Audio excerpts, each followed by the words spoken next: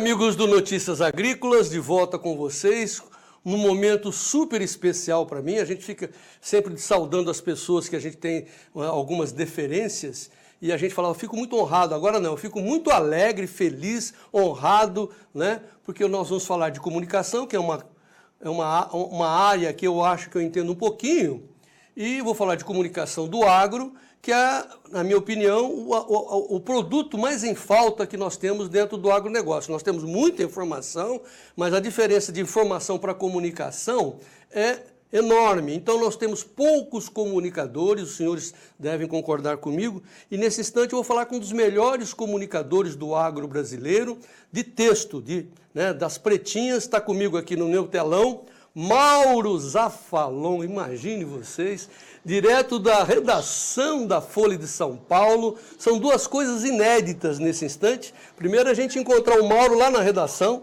eu vou explicar por quê. E a segunda, ele dá uma entrevista, né? Mauro, ele obtém entrevistas, ele conceder entrevistas a outro departamento. Mauro, muito boa tarde. Boa tarde, João. Um prazer falar com você e com todos os ouvintes. Muito bem. Por que nós estamos falando com o Mauro Zafalon? Por que eu estou tão alegre assim, né? Porque o Mauro é amigo velho, né, daquelas pessoas assim que a gente respeita, né? O Mauro talvez não vai gostar do que eu vou dizer agora, mas é uma verdade. Eu costumo dizer aos meus amigos jornalistas mais jovens, o meu pessoal aqui de casa, eu digo assim, eu gostaria de ser um Mauro Zafalon na vida. E vou explicar por quê. Porque Mauro Zafalon tem toda essa importância, porque ele é uma pessoa, além de ser uma pessoa autêntica, inteligente, ser humano especial, ele é um jornalista que anda sozinho pelo país, um self-made man, né? Coincidentemente hoje, não sei por que, vou perguntar, ele está na redação da Folha, mas ele trabalha longe pelo Brasil, é convidado por várias entidades do agro para eventos, tal. Venham para cá, Mauro, ele vai, anota, faz perguntas, não escreve às vezes nada sobre o que ele viu, só vai arquivando. Belo dia ele pumba. E uma especialidade do Mauro é escrever pouquinho. Olha que coisa assim, uma coisa impressionante. Pouquinho que eu quero dizer assim, com poucas palavras. Né? Tem muita gente que é verborrágico, eu, né? Não paro de falar. Ele pá. Muito que bem. Esse é um dos atributos dos maiores jornalistas que o Brasil tem, um dos maiores brasileiros que eu considero. Enchi tua bola, Mauro? Ele é tímido. Menos. Mas tá bom. Nós estamos...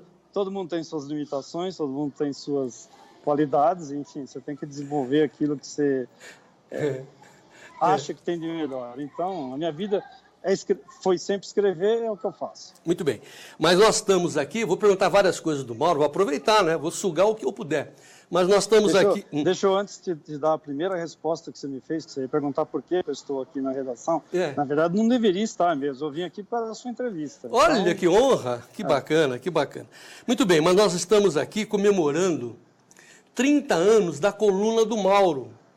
A coluna do Mauro é a Vai e Vem das Commodities, publicada na Folha de São Paulo, que é, para mim, né, a referência, aquilo que muda as coisas, né, porque a credibilidade que o Mauro tem na coluna. Se ele escreve uma coisa, tenha certeza que aquilo é aquilo. Né?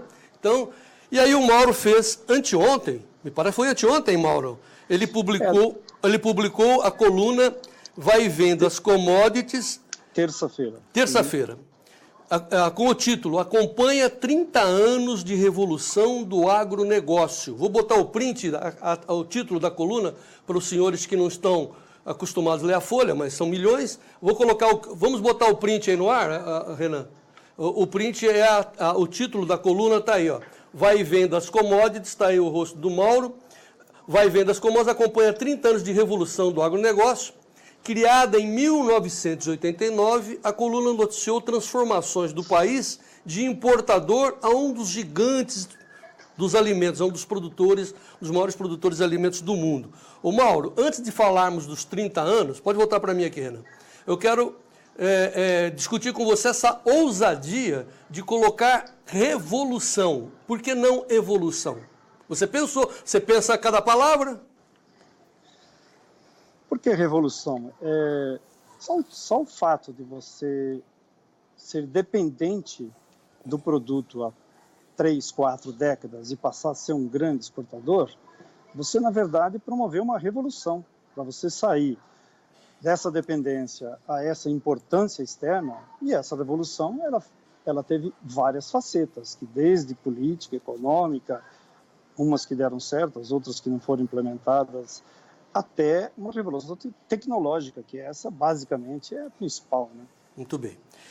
O Mauro começa essa coluna, nós vamos enveredar pela coluna e depois a gente vai abrir o assunto. Ele começa assim: criado em 89, a coluna Vai e Vem das Commodities noticiou a transformação de um país importador de alimentos a um dos gigantes produtores de alimentos. O ministro Alisson Paulinelli costuma falar muito bem disso, e os nossos cabelos brancos. Aliás, você está com 69 anos, né, Mauro? 69. Estamos ali, para e passo. Mas o ex-ministro Alisson Paulinelli costuma fazer as suas palestras dizendo que nós, né, eu me lembro disso no tempo de criança, você é do Paraná, né? Eu sou do Paraná. Corbélia? Do Paraná.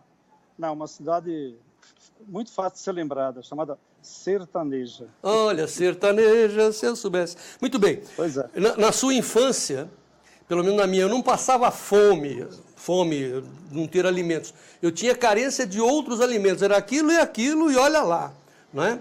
E daí, eu me lembro que a gente importava feijão do México, não aceitava, falar, mas por que feijão do México? E agora nós exportamos. Foi isso que aconteceu nesses 30 anos, Mauro? Olha, um caso muito emblemático que me fez colocar isso daí, você deve se lembrar, seu ouvinte ou quem está nos assistindo, nos vendo, se tiver uma certa idade, ou pode ser que tenha lido, a famosa carne de Chernobyl. O Brasil importava carne e acabou importando lá no final da década dos anos 80, começo dos anos 90, uma carne que o mundo inteiro não quis, saiu de uma região da Rússia em que tinha tido aquele problema nuclear e veio cair no Brasil, até que acabou sendo incinerada muito tempo depois de discussão. Então, isso mostra como nós éramos importador de carne bovina. Hoje o Brasil é o maior exportador, não é o maior produtor, mas o maior exportador mundial de carne bovina. Então, isso já é um início.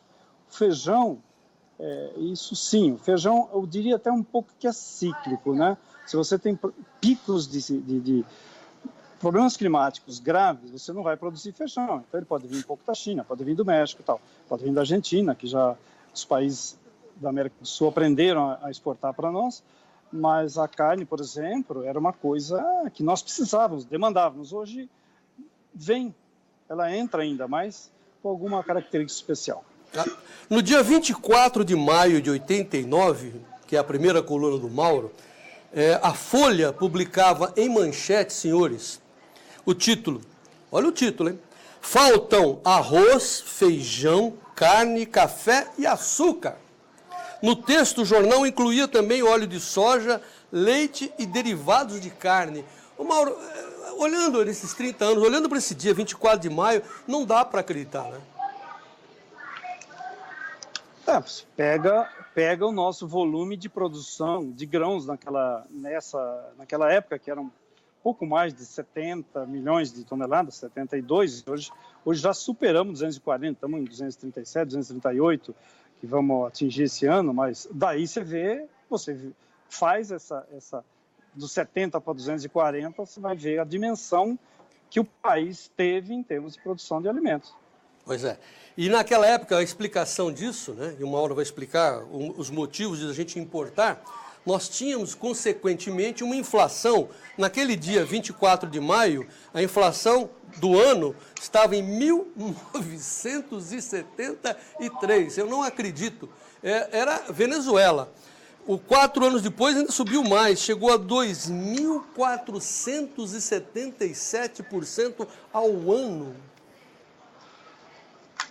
Ou seja, era impossível você saber o que acontecia no dia seguinte. O que ia acontecer no dia seguinte? O país estava extremamente endividado, o governo não tinha dinheiro para absolutamente nada, e o consumidor ficava à mercê de ter ou não produto. Muitos produtores não tinham um incentivo de produção, porque não tinha um preço, ou de repente você não ia conseguir vender o seu produto pelo custo que você teve lá atrás. Enfim, era uma desorganização que nós não podemos reviver mais. Não repetir. Agora, aí vocês fizeram, a partir daquela iniciativa, aliás, parentes, quem teve essa ideia da coluna, de destacar... Ô Mauro, o que essas crianças estão fazendo atrás de você aí? São novos leitores, futuros leitores. Olha a folha, cara, que bacana. Viu, Mauro? E aí vocês, a pergunta que eu lhe fiz, quem que teve essa ideia de destinar espaço para um negócio, para uma palavra que ninguém pronunciava, agronegócio? Quem que teve essa ideia? João, a ideia surgiu da seguinte maneira. Eu editava, nesta época, 4 páginas inteiras da Folha de São Paulo. Pensar nisso hoje é uma coisa fora de série. Eram 4 páginas que começavam com Bolsa de Valores de São Paulo, ia para a Bolsa de Valores do Rio, que ainda existia, Bolsinha, Bolsa de Mercadorias, a BMF, enfim, eram 4 páginas inteiras. Eu olhei para aquilo e disse para a direção do jornal, para o meu editor, falou, nós temos aqui muitas informações, mas não destrinchamos essas informações. Então, você dá que o café caiu, o café subiu, que a soja está acontecendo isso ou aquilo, mas não tem um texto acompanhando. Vamos criar uma coluna. Aí, liberaram. Eu acabei dando esse nome, vai vem das commodities, porque, na verdade, o que ele quer dizer? Produtos que vai, produtos que vêm. Sobe e desce. Comércio de... Exatamente. O sobe e desce também, mas um pouco é o vai e o vem. Quer dizer, você importa, você exporta, você tira do campo. E eu peguei a sua ideia. Traz para a zona cerealista de São Paulo. Sim. E eu peguei a sua ideia, porque nada se cria, tudo se copia. E eu peguei a sua ideia e ampliei exatamente nesse sentido, do sobe e desce. Porque aí eu fui para o. Eu morava, sempre morei no interior, mas eu fui para a roça, né? Eu moro na roça hoje, eu moro num sítio lá, e você quase chegou perto da minha roça. E aí, em cima do que vocês criaram, porque você, na sequência disso, vocês criaram uma tabela própria de cotações da Folha de São Paulo, pesquisando 16 produtos em 50 dos principais locais de produção e comercialização do país. Vocês fizeram isso. E aí eu peguei o gancho, Mauro, e criei o Notícias Agrícolas em cima do sobe e desce mesmo das cotações. Eu cheguei à conclusão, Mauro, que o sujeito sabia plantar, sabia, né? Precisa de extensão rural e tal, sabia plantar, blá, blá, blá, só que ele não sabia para quem vender. Sabe aquela famosa história da galinha dos ovos de ouro que oferece a coxinha, né? Para a raposa, pergunta assim, dona Raposa, quanto a senhora paga pela minha coxinha? A raposa falava, nada, né? E aí, nós criamos o Notícias Agrícolas baseado na informação do preço. O cara não sabia o preço. Mais ou menos isso, né, Mauro, que nós fizemos, né? Exatamente. Agora, por que eu criei essa tabela, que ela pesquisa bem ampla, 50 principais lugares de produção, com os 16 produtos? Porque o mercado ficava muito dependente um pouco de órgãos públicos. E nós precisávamos de agilidade nessa informação. Não que não tinha, mas um dia que alguém faltava nessa pesquisa e a cotação do boi não fosse levantada, isso para o mercado era um desastre, porque com a inflação que chegou a 84% em um único mês, quer dizer, era uma coisa muito... Você precisava de estar atento a todos esses preços. Então, nós criamos isso, e isso passou a ser assim, um balizador de preço no mercado. Muitos contratos foram feitos com base às cotações da Folha, no caso de carne, no caso de feijão, em vários produtos, porque nós pesquisávamos isso diariamente e tínhamos uma certa fidelidade nesses preços. Muito bem. Que você depois acabou partindo também no meu site. No seu site sobre isso. Muito bem. E aí você escreve na sequência, em 30 anos, muitas coisas mudaram no campo. Na década de 90, com as finanças em frangalhos e limitações orçamentárias, o governo da época foi obrigado a sair do setor da agricultura, desregulamentando várias atividades, café e cana-de-açúcar, extinguindo o IBC, Instituto Brasileiro do Café, e o IAA, Instituto do Açúcar e Álcool, em 1990. Aí você conclui Você opina, né? A saída do governo não foi de todo má. O agronegócio começou a caminhar com as próprias pernas e conseguiu evolução contínua. As exportações de açúcar saíram de 1 milhão de toneladas para 28 milhões. O país, só completar esses textos, essa pegada aqui. O país de importador de alimentos passou a ser um dos principais fornecedores de commodities do mundo. Foi, portanto, a desregulamentação, Mauro? Também, ela também ajudou, porque se você pensa na soja, que é o nosso carro-chefe hoje, em algum momento teve alguma regulamentação? Não, teve a Lei Candir, que, enfim, mudou um pouquinho aí a forma de comercialização. Mas o governo nunca esteve ditando normas. No caso do café e no caso da cana, ele ditava normas em termos de produção. Ó, você vai produzir tanto, nós estamos com um excesso de produção, produzia-se commodities, você lembra dessa história do café? Sim. O café tinha volume, mas não tinha qualidade. Então, quer dizer, se produzia por necessidade, mas sem qualidade. No momento que o governo saiu fora, deixou esses setores e outros mais liberados das amarras dele, eles começaram a criar caminhos próprios, qualidade, volume. E a cana é um caso desses, se exportava 1 milhão de toneladas de açúcar. Hoje, exportação, quer dizer, nós chegamos a 28. 2018 tivemos um pequeno problema, ela caiu para 22, 23, mas o patamar é isso aí, 28, 30 milhões. Ou seja, essa evolução se deu graças a investimentos, empreendedorismo, ousadia dos produtores. Foi muito bom você ter colocado isso, muito bom não, foi excepcional você relembrar isso para a sociedade no momento atual, para a gente não repetir os erros. Porque além das dificuldades que você elenca, eu tenho que colocar também que naquela época quem era beneficiado eram os amigos do rei daquela época, né? Você tem uma cota aqui, o outro não tinha. E não tinha preço, né? E quem pagava o pato era a gente que não tinha dinheiro, né? O preço lá em cima, a inflação, e não tinha nem o produto. Pegando só o café, eu não entendo muito do açúcar, mas pegando o café, hoje nós estamos em crise de preço. Você acha, é uma pergunta que eu estou olhando para o futuro, você acha que um dia, quem sabe, o produtor de café vai aprender a travar o preço, fazer hedge, para não vivenciar essa crise que nós estamos vivendo, que, na minha opinião, é do excesso de oferta? Eu acho que o café, eu vejo ele de uma maneira diferente dos outros produtos. Você ainda tem no café pequenos produtores menores, o que você não tem muito já em soja, milho, você começa a ter produtores em larga escala, não que o café também não tenha. O café ele precisa realmente de um acerto nesse setor em termos de comercialização. Eu acho que o produtor, claro que ele vai viver toda interferência externa em termos de queda de preço e demanda externa de produto, mas ele precisaria internamente,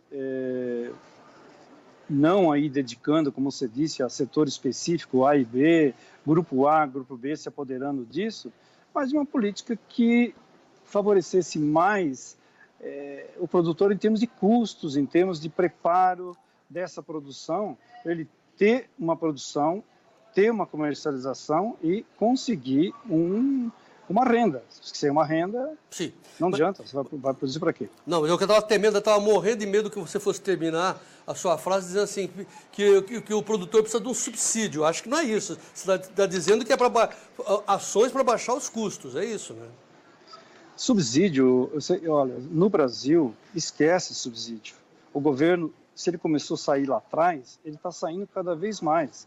Por quê? Não se tem dinheiro.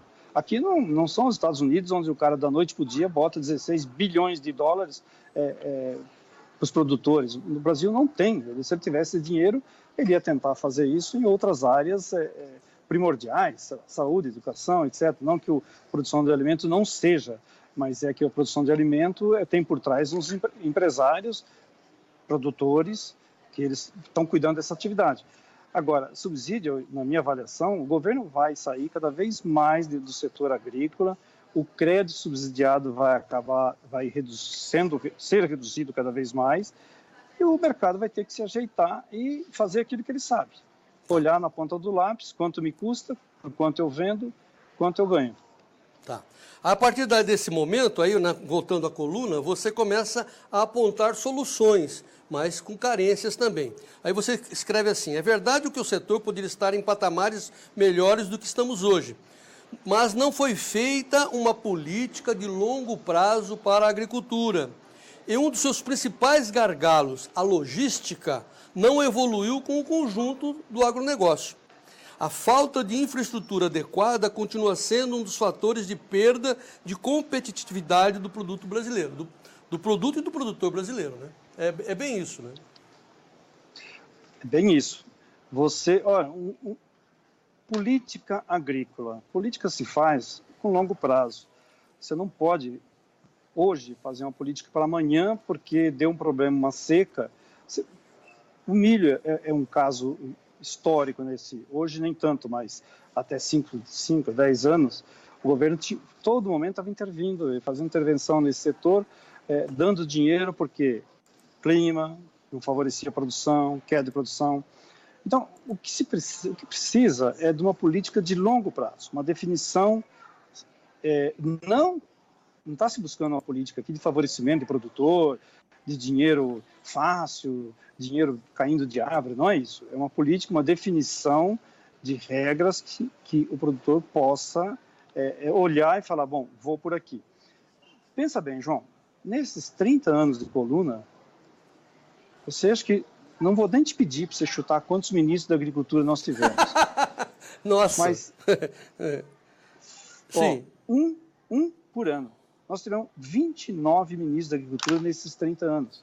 Se você pegar o Pedro Simonyi, que foi um pouquinho antes do 89, vamos botar 30, fica 30 por um por ano. Como é que você pode desenvolver uma política de longo prazo se você não tem uma estabilidade? Sim, nós tivemos, alguns ficaram por mais tempo, entende? O próprio Roberto Rodrigues teve um período mais longo, enfim, Cabreira ficou também um tempo um pouco mais longo, não tão longo, mas ficou. Então, mas você, Platini, Turra. Agora, se você não tem uma estabilidade de alguém que fica comandando isso, automaticamente você perde. Cada um que entra com uma cabeça diferente.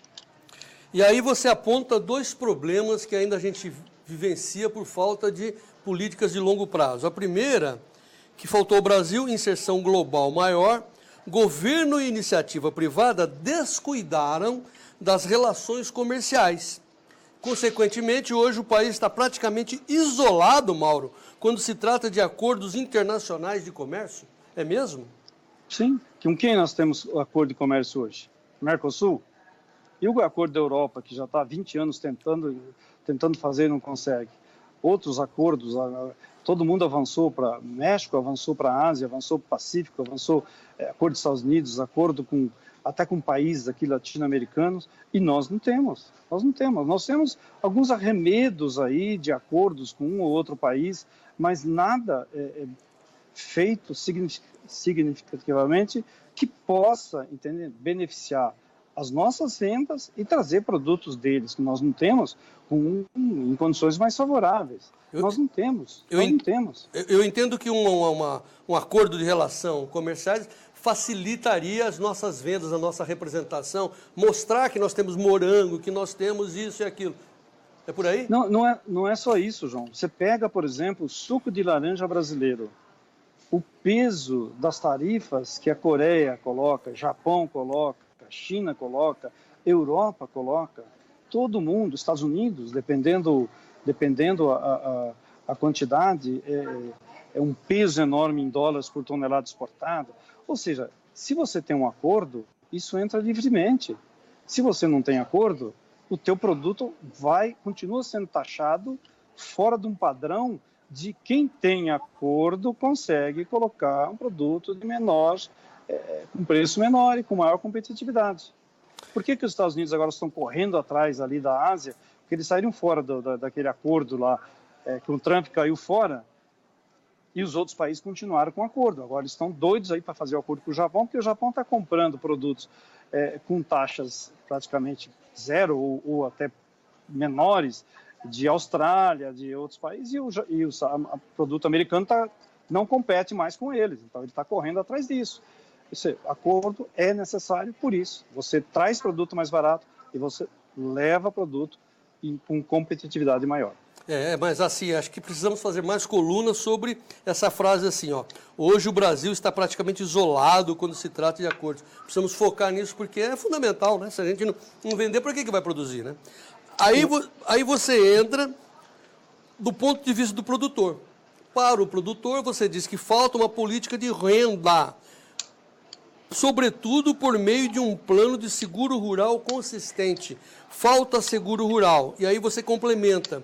Foi esse o caminho, seguro rural, seguido pelos principais concorrentes do Brasil, vide Estados Unidos. É isso? Essa é uma política, não adianta você ficar jorrando dinheiro num ano porque o setor teve problema e não ter nada para o próximo.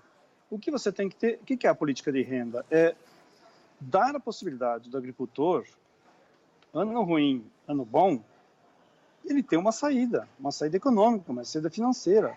Não adianta ele ganhar muito num ano e perder 2, 3 seguidos.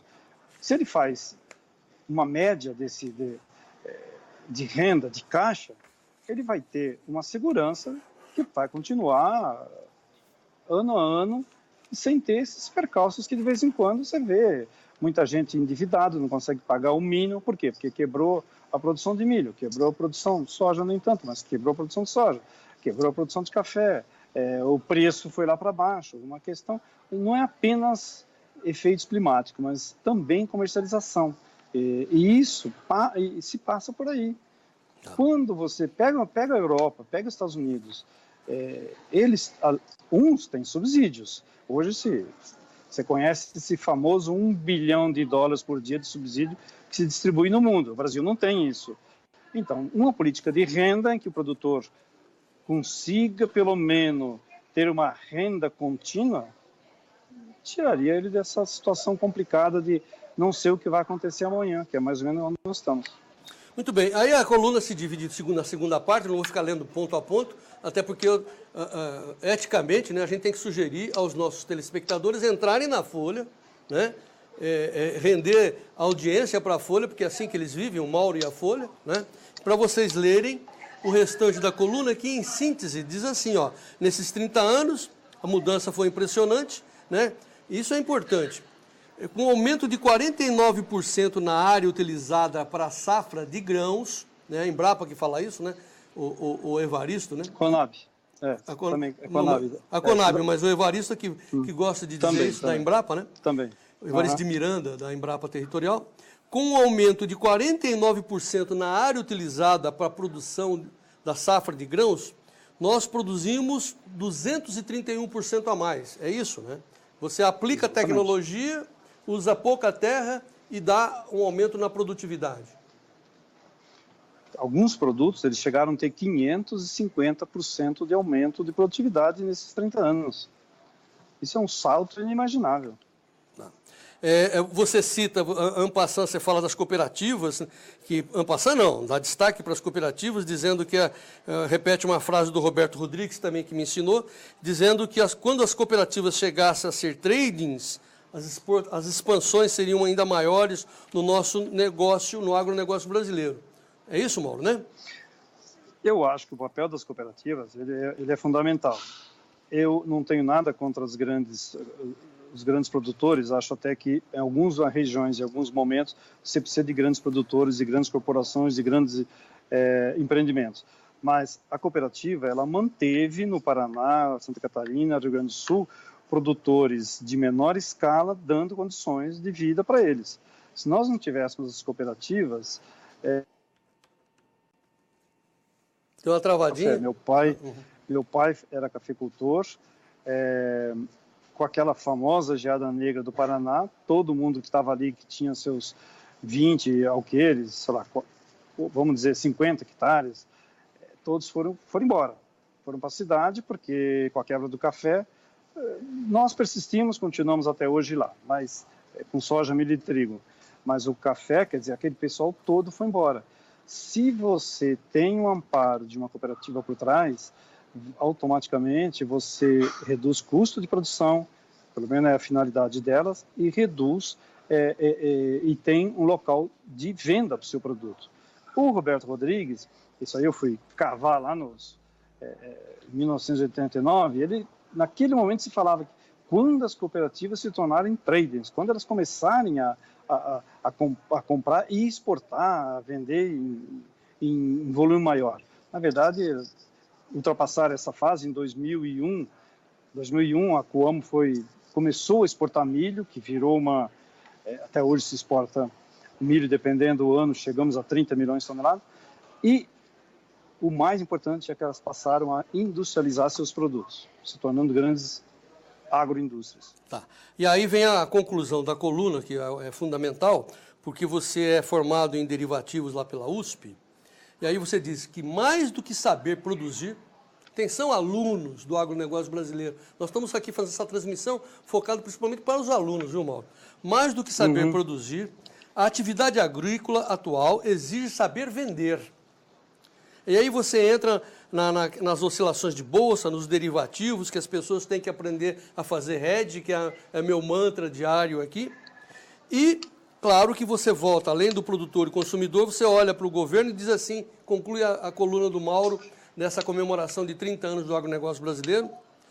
O atual governo, do Jair Bolsonaro, precisa ir se acostumando a essas novas exigências do mercado, os derivativos, o hedge, etc., principalmente ao do mercado externo. Um deslize nesta área pode botar muita coisa a perder, principalmente nessa questão de sanidade, é isso, né, Mauro, que você quer concluir, né? João, você hoje, o produtor brasileiro, ele tem que colocar ter consciência de que ninguém mais produz para o vizinho. Hoje você produz para o mundo. O Brasil é o maior exportador de 6 a 7 produtos. Vai de café, suco de laranja, carne bovina, carne suína, soja, enfim, milho já é o segundo. Então, quando você está produzindo, você está olhando não para o vizinho, mas para um país lá de fora. E esse consumidor, algumas áreas do mundo, eles já estão muito exigentes. Alguns pontos de produção são fundamentais, eles estão olhando para isso. Então, nós não podemos desrespeitar a regra do consumidor. Infelizmente, nós não podemos falar, se quiser, compra, se não quiser, não compra. Não é isso. Nós temos que produzir dentro de regras de sustentabilidade, que isso hoje em dia o mundo inteiro está buscando, e aí você vai ter um produto colocado em qualquer parte do mundo com aceitação sem nenhum empecilho. Tá. É mais uma ideia que eu quis dizer isso. Tá. Eu ia até colocar você talvez, né, em maus lençóis, acho que a ética não permite que a gente faça isso, mas na verdade a questão da sustentabilidade, a minha colocação, se você quiser responder ou não, essa questão da Folha, né, suportar, entre aspas, né, conter uma coluna como a sua que fala de agronegócio e a todo instante também dar de dedo no agronegócio dizendo que destrói matas, floresta, tal. Isso te deixa desconfortado ou não, Mauro? Não, nem um pouco. Eu acho que a Folha não é de graça que se faz matéria. Você só faz matérias com fundamentos, quando se está buscando matérias de meio ambiente, não é para, enfim, para atacar o que está fazendo. É para olhar exatamente, eu acho, com esses problemas que eu coloquei em evidência. Você tem que ter uma sustentabilidade. Agora, o que é sustentabilidade? Sustentabilidade não é você deixar de reduzir a área de APP, que é o que está propondo, acabar com áreas de APP, acabar com áreas de... Quer dizer, isso é um absurdo.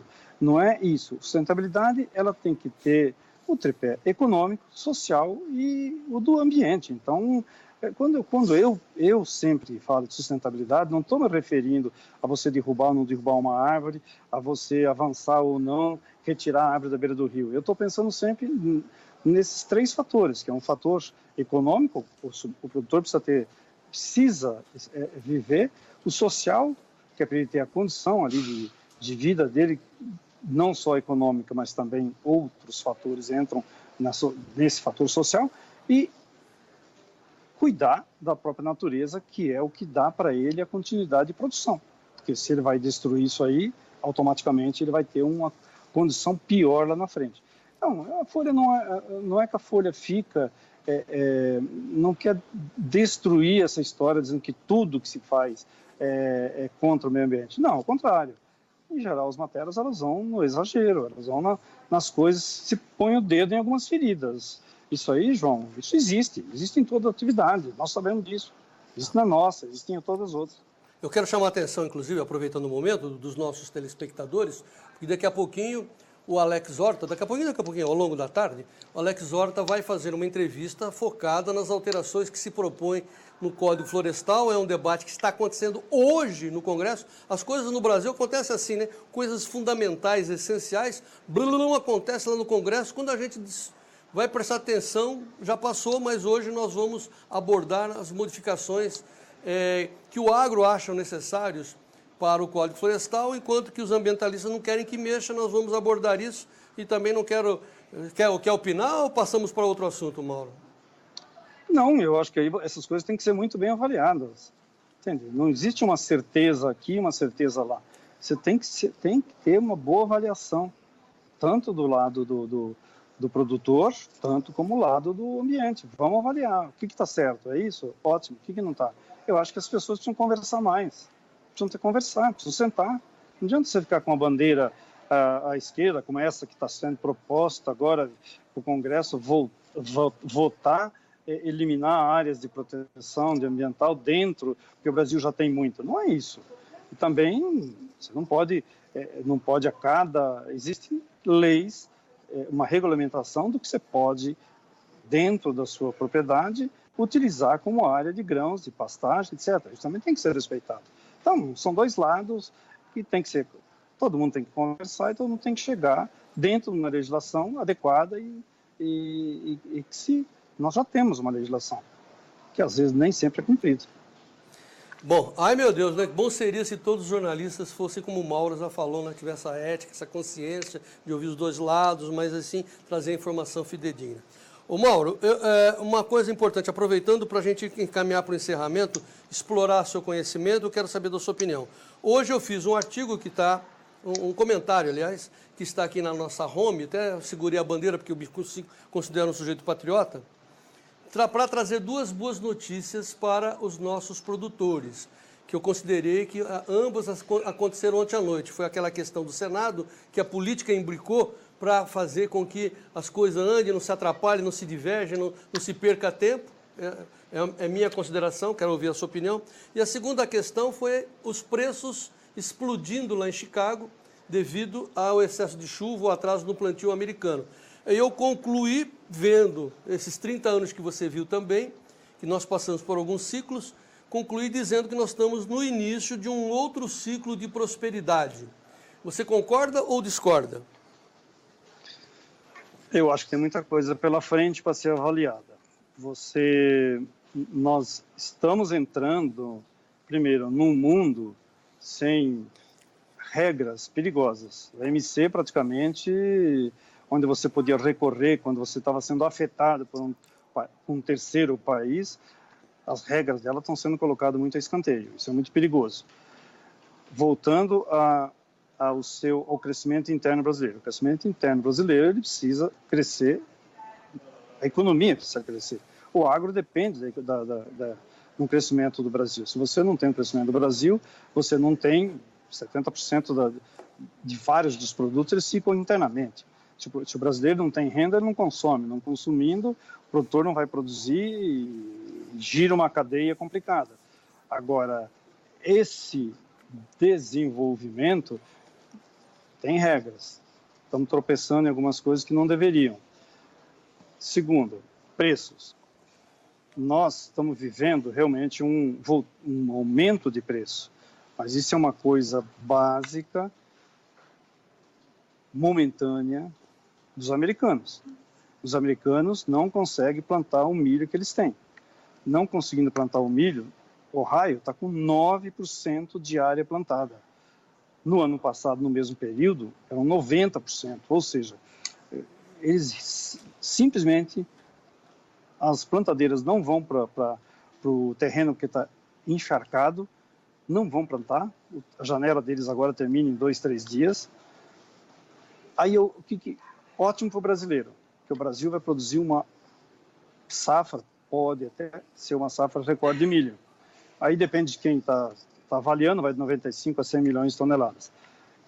O produto está subindo, o brasileiro vai ganhar. Mas a pergunta fica, quem não planta o milho vai fazer o quê? Plantar soja? E se os americanos aumentarem a área de soja, você aumenta a produção mundial, aumenta estoques, e aí o produtor de milho que ganhou, que é o mesmo produtor que também produz a soja, pode ter problema lá na frente. Fora disso, nós temos toda uma história de câmbio. Se o câmbio continua a 4, se não melhora a situação, ele continua a 4, em reais o produtor compensa um pouco essa situação complicada que ele pode ter com um ou outro produto. Mas, de novo, nós precisamos de desenvolvimento. Ele vai ativar todos os setores, inclusive o agronegócio.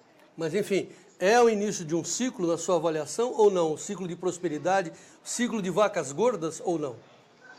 João, eu não tenho argumentos para avaliar e dizer que sim. Não tenho. Eu acho que está tendo uma reacomodação mundial em tudo isso.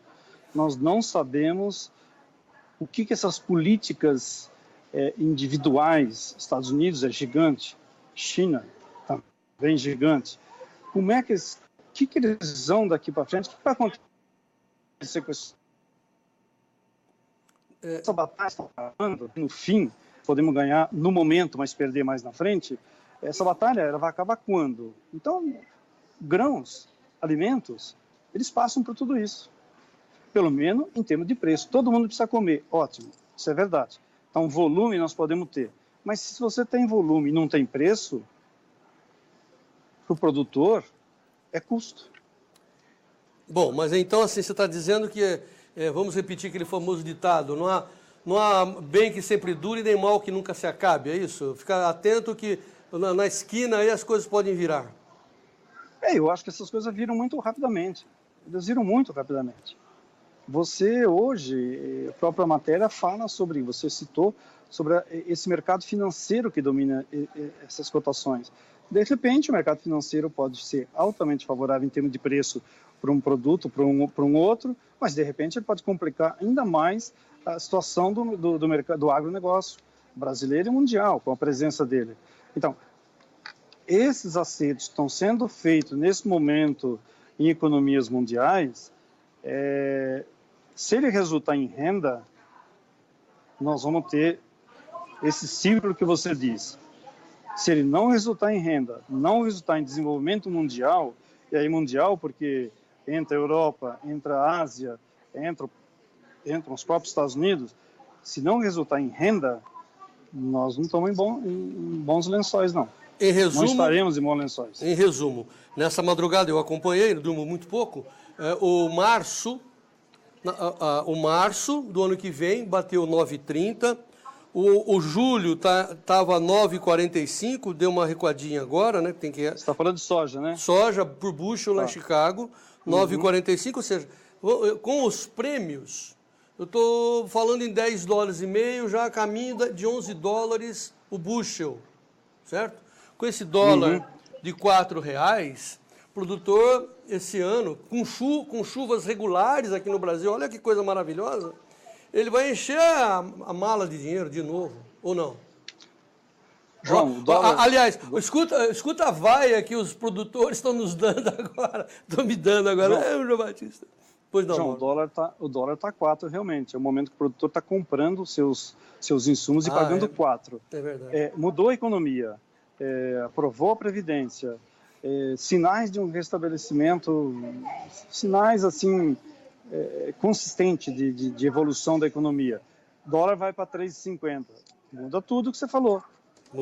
Muda tudo. Pagou-se caro e em reais, 3,50 é muito diferente de 4. Tá. Então, palmas para você. Por isso que eu estou dizendo, é difícil prever isso. O produtor, eu acho, ele tem que sempre pensar em termos de lucro na renda média. Estou conseguindo ganhar não apostar tudo no março 2020, que de repente pode não acontecer, e nem apostar tudo no momento hoje, se desfazer de tudo. Então, mas não é melhor aquela recomendação dos nossos professores, que é numa situação dessa, faça hedge, pegue esse valor e trave, ponha no bolso, não é isso, Mauro? Também. Agora, vem cá, quem tem condições, quem tem por trás alguém que fica fazendo toda essa avaliação e possa orientar, beleza. Mas você não pode colocar isso para todo produtor. Muitos dos nossos produtores não têm esse alcance que já está à disposição da maioria. Então, aquele que não tem, ele tem que ainda pensar na média. Se ele é de cooperativa, ele tem que ir lá e ficar avaliando, ou avaliando com quem entende do setor, porque essa história também do hedge, do mercado futuro, não é fácil também. Isso não é fácil para você ficar negociando. Se você errar a mão também... Não, eu falo em opções, né? Não entrar na bolsa. Eu acho que é opções que você tem lá um papel put e call, você só olha a bolsa e compra aquele papel e participa ou trava. Eu acho que essa é uma ferramenta fantástica. Eu aprendi assim. Não sei se você concorda. Não. Toda ferramenta de comercialização ela é válida. Precisa saber usar. Tá bom. Ô Mauro, deixa eu falar uma coisa para você. Parece-me que nós estamos aqui numa palestra onde está... Vou dizer uma coisa para você. Tem um reloginho aqui que marca a nossa audiência. Está sendo uma das maiores audiências aí da história do nosso site, na área de vídeo. E aí o Mauro fica desesperado, porque ele é tímido, né? Mas, assim, me parece aquelas palestras que tem um montão de gente e a gente ouve, né, a mosca passando, o pessoal aprendendo, prestando atenção. Graças a Deus, né, Mauro? Que bom, né? Eu não... Essa é a primeira vez na vida que eu venho aqui em frente a uma TV para falar isso. A minha vida foi sempre escrever. Eu estou há 47 anos no jornalismo escrito, desses 44 na Folha. Então, minha função é outra. É buscar a notícia e tentar levar essa notícia, desde que ela tenha alguma importância para o leitor. Enfim, agora, espero que eu tenha ajudado e, não, enfim, meu Deus. Essa coisa de concordar e não concordar, eu sei que muita gente pode não concordar com as minhas avaliações, como às vezes também não concordo com avaliações com quem eu estou entrevistando ou conversando, mas você tem que respeitar e tem que ser fiel e escrever aquilo que as pessoas realmente querem, dizem e acham que é, entende? Então... Baita lição de jornalismo. Mauro, só para complementar, no dia que você estiver lá por perto de casa, tem uma branquinha para a gente experimentar, quero saber da sua opinião. Você já recusou 2, você chegou perto, mas não foi. Por favor, hein? Compromisso, falou? Tá bom. Muito bom. De qualquer maneira, você também Jarinu é meu local, a minha terra é em Jarinu, então estou por lá. Então tá bom, somos quase vizinhos. Mauro Zafalon, um dos maiores jornalistas do país, um grande brasileiro, o maior jornalista do agro brasileiro, minha referência, eu queria ser o Mauro Zafalon. Muito obrigado, viu, Mauro? Eu agradeço a oportunidade, eu acho que esse tempo todo eu tenho me pautado pelo seguinte trabalho: você não pode pôr emoções nas matérias, você tem que pôr verdades, e as verdades às vezes ela está do lado esquerdo, às vezes está do lado direito, às vezes ela está no centro. Então, onde ela estiver, você tem que mostrar todos esses lados dentro de uma matéria. Nunca fora de emoções que pode te levar a escrever coisas que não são exatamente o que o país precisa e o que está ocorrendo. Muito bem.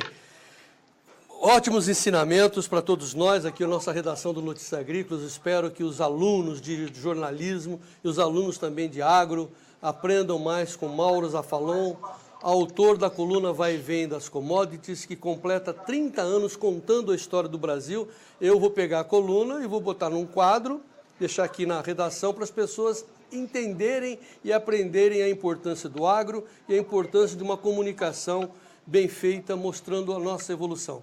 Mais uma vez, Maurinho, um grande abraço, um beijo. Alô, eu agradeço. Notícias têm uma grande penetração dentro desse setor do agro, então eu fico feliz também de ter participado com você. Volte sempre. Um abraço. Até mais. Falou, tudo de bom. Até mais. Tchau, tchau. Muito bem, amigos do Notícias Agrícolas. Como eu disse, foi uma honra. Eu fico muito emocionado de falar com uma pessoa, uma personalidade que nos ajudou e nos ajuda a entender a grande estrada que nós teremos pela frente, fazendo as coisas corretamente, fazendo as coisas no estilo do Mauro Zafalon, trazendo a verdade para que o senhor e a senhora continuem sendo os produtores rurais mais bem informados do meu Brasil. Obrigado pela atenção. Daqui a pouquinho, Alex Horta de volta para falar de mercado, para falar das questões do Código Florestal, que são os assuntos mais quentes de hoje. Vamos em frente. Viva o Brasil! Até já!